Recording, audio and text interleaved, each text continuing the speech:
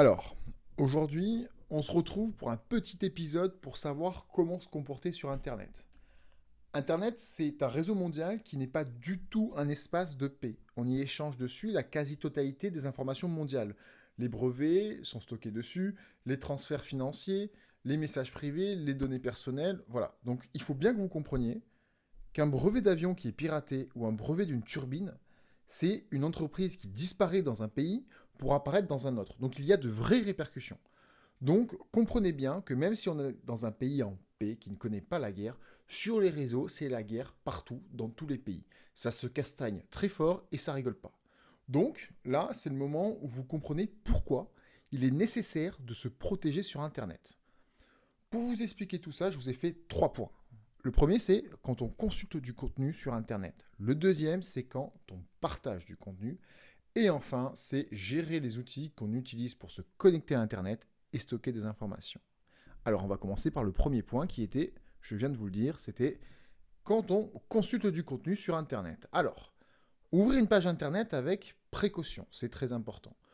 On vérifie que la connexion est sécurisée avec le cadenas. Et attention où vous cliquez. Le cadenas veut dire que vous êtes en HTTPS, le fameux. Voilà. Ensuite, il faut savoir que l'attaquant va essayer de vous faire exécuter un logiciel pirate. Donc, voilà pourquoi il ne faut pas cliquer partout ou tout ouvrir. Maintenant, dans les emails, attention donc aux liens et aussi aux pièces jointes. On ne fait pas n'importe quoi avec. Je vous conseille de ne pas les ouvrir et rendez-vous par vous-même sur votre site favori. Si vous êtes un fan de fringues et que vous recevez une promotion sur la newsletter de votre site favori, allez-y directement par votre navigateur sur le site pour éviter de passer par le lien dans l'email. Voilà. Concernant les pièces jointes, ce n'est pas parce que vous connaissez la personne que elle-même sait ce qu'il y a dedans. Ça, c'est très important. C'est pas parce que vous connaissez la personne qu'il ne peut pas y avoir un souci. Voilà. Maintenant, deuxième point. Quand on, je vous l'avais dit, quand on partage du contenu sur Internet ou des informations. Alors, ici, on utilise un mot de passe différent pour chaque compte. On se bouge, on s'y met, et on le fait. Voilà. Donc c'est 10 caractères minimum à chaque fois. 6 caractères, c'était en 2002. Aujourd'hui, ça se craque en 5 minutes. Donc, soit vous prenez un gestionnaire de mots de passe, soit vous prenez une phrase mémotechnique que vous changez pour chaque site. Chacun fait comme il veut. Ce n'est pas parce que votre youtubeur favori fait d'une certaine manière que ça sera la meilleure pour vous. À vous d'essayer, à vous de prendre votre manière. Voilà. Ensuite, on met encore un peu plus d'énergie et on va chercher un peu plus loin. Qu'est-ce qu'on fait? On va mettre le 2FA, c'est-à-dire le second facteur d'authentification. C'est un peu comme un code PIN pour votre carte bleue. Celui qui a juste le mot de passe et votre carte bleue ne pourra pas aller au distributeur et retirer. En revanche, s'il a votre code PIN, ce deuxième facteur d'authentification, il pourra. C'est pareil avec Internet. Celui qui a votre adresse email et votre mot de passe, s'il n'a pas le deuxième facteur d'authentification, il ne pourra pas se connecter à votre adresse email. Voilà.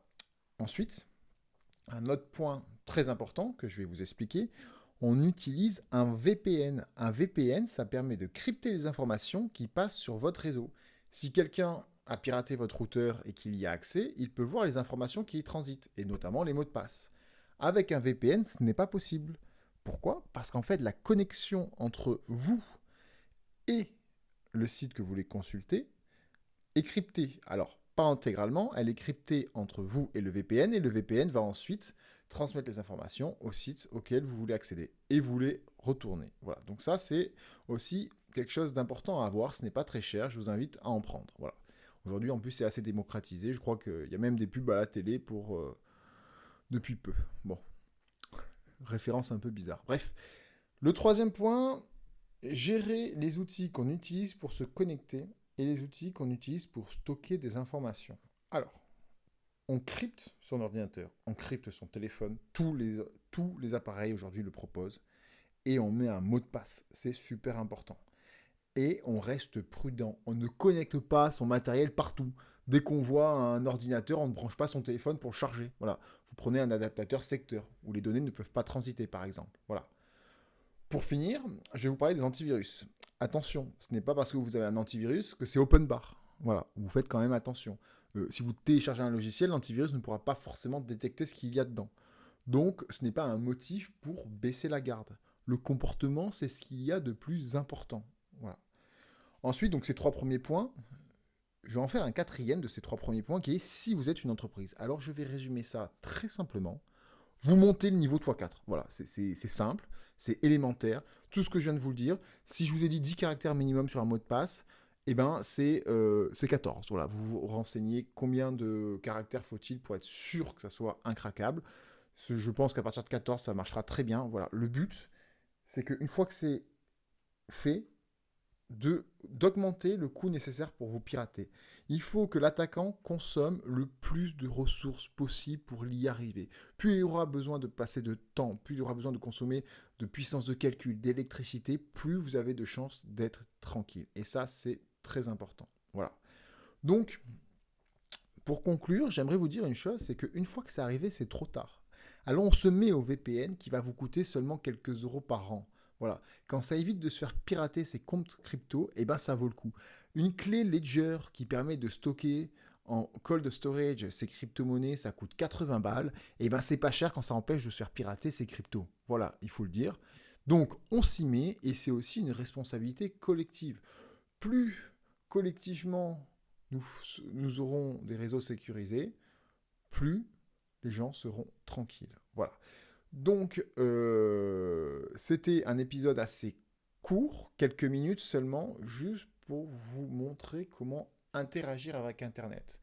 Ce n'est pas parce que cet épisode est court qu'il n'a pas son importance. Je vous invite vraiment, quitte à peut-être le réécouter et à mettre en place les quelques points que j'ai énoncés dedans. C'est très important et vraiment, vous ne le regretterez pas. Je peux vous dire que j'ai beaucoup de collègues qui ont amèrement regretté de ne pas l'avoir fait, qui sont arrivés en crypto il y a très longtemps, et qui avaient acheté quelques trucs. Ah, ben ils sont partis sur un petit piratage, dans un disque dur qui n'avait pas été sécurisé, et blablabli, et blablabla. Et donc, voilà. Donc le but, c'est de ne pas le regretter, et ça ne demande pas en plus un effort surhumain. Alors, on s'y met.